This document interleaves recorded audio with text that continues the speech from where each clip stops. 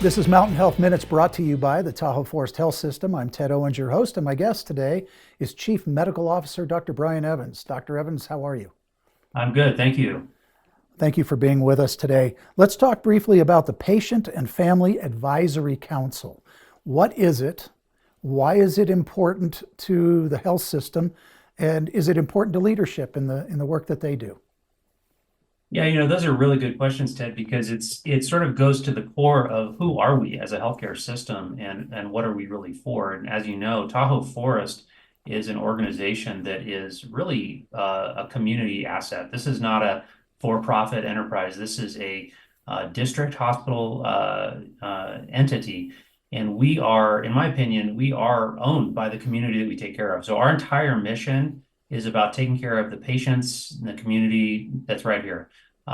So it's really important to know what patients are thinking, feeling, and what they have to say about their experiences with our healthcare system and with our own health issues.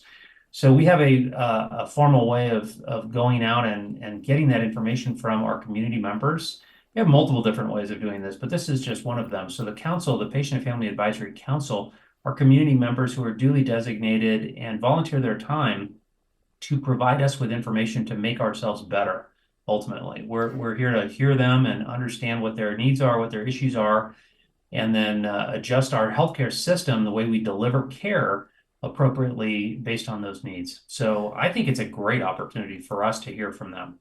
And my understanding is often they may have some recommendations, suggestions that actually are deployed within the health system to improve.